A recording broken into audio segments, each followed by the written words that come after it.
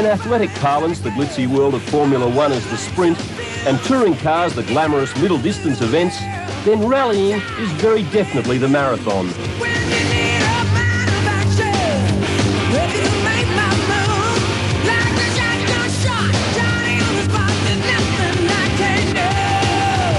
Australia has taken to the sport with a passion. In Perth, huge crowds saw the sport's finest in a round at the World Championship. They watched in awe at the pure driving skills of the men at the wheel and their close liaison with their co-drivers.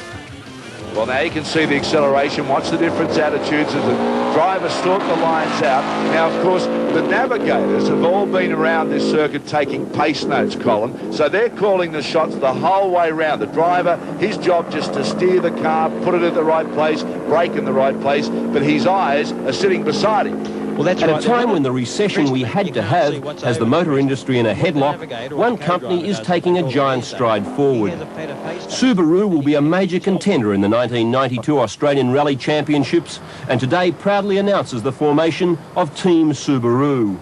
2 factory-operated cars will take part in the 6 rounds of the Australian Rally Championships, plus the 3-day international event to be held in the Australian Capital Territory, the Asander International.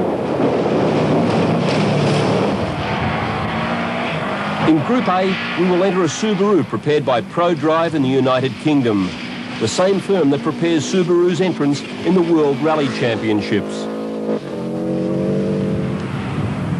It has been modified to conform to all rules issued by FISA, the ruling body of world motorsport. The second car will be entered in Group N category races. It's a basic, stock standard vehicle constructed to the latest factory specifications. At Eastern Creek last weekend, we let them loose.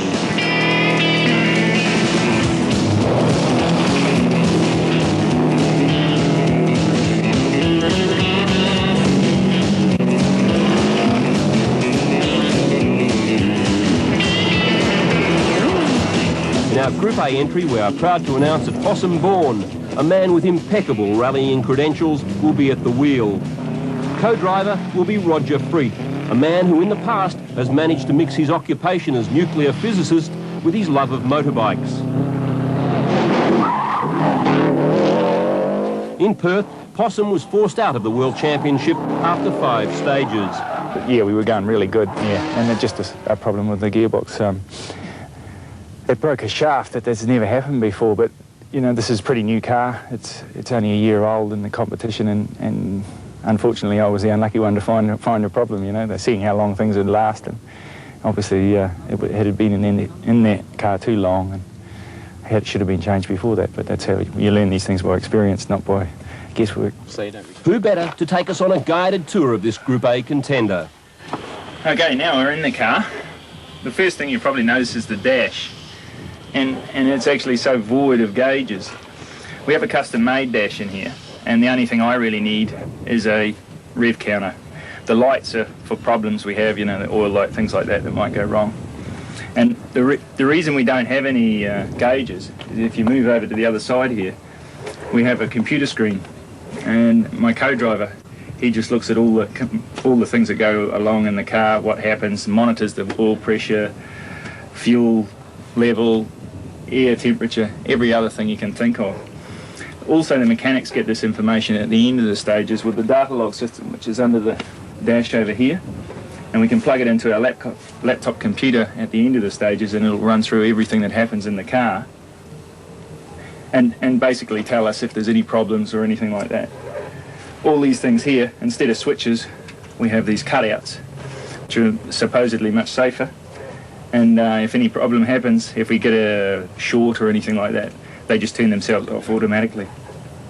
And for the co-driver, we have the holder over here, boost gauge, battery switch. I have an adjustment for the brakes here, so I can put more brakes on the front or more on the back as I see fit to the road conditions. We have a 6-speed gearbox, so that's down there. That's probably the biggest difference between the Group A car and the Group N car, is the gearbox. There's a limited slip diff in the front diff, a hydraulically controlled centre diff, and another limited slip in the rear. So basically, when you put your foot down, you've got traction all the way. So of course, the heart of any race car is the engine. And we hope this is the engine that's going to win us the ARC this year.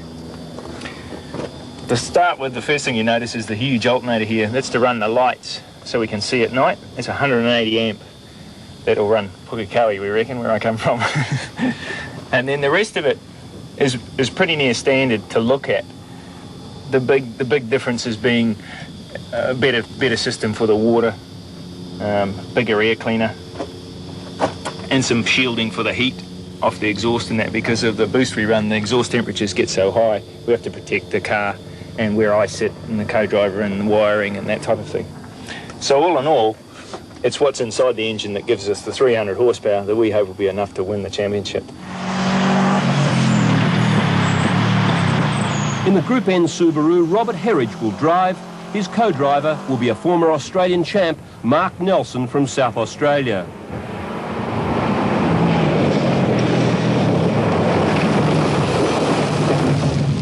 Our new leader is Robert Herridge, just ahead of New South Welshman David. Herridge won at Adelaide and Coffs Harbour last year with driving like this.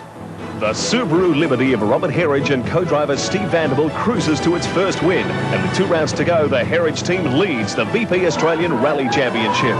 He won the Australian crown only to lose on appeal. We probably should have won in Western Australia. Rally Art entered their full house Group A car in Western Australia and they just beat us with Ross Duncan driving. I think that we can even give Possum a shake-up in WA if the Group N car is as good as we think it is. And it'll be hard for us to win in South Australia because it's very open and very fast and the Group N cars are lacking a little bit of speed. But I think that we can win a couple still. Must be nice to have Subaru throwing a fair bit of muscle behind this. Yes, not only muscle but it's expertise and experience. Possum Bourne and Roger Freeth are old-time rally campaigners, but also my new navigator Mark Nelson has a wealth of experience, so it's great to have him there.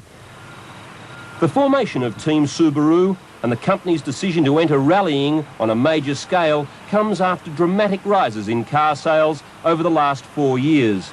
A period that has seen car sales rocket from 5,000 units to 14,500.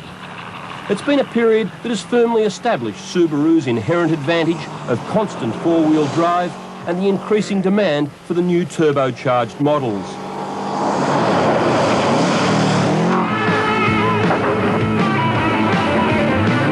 At a time when the Australian motor industry is shrouded in pessimism, Team Subaru prepares to make its mark.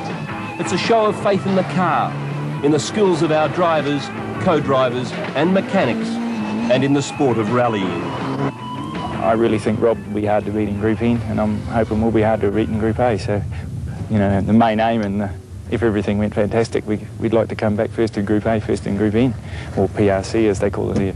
So let's hope, you know, that only time will tell, and I think that's the real buzz about motorsport. You can't go down there and say this is going to happen. It has to be hard work and a bit of luck maybe, but a good product I think is the key. Yeah, very confident. You have to be confident or you wouldn't bother.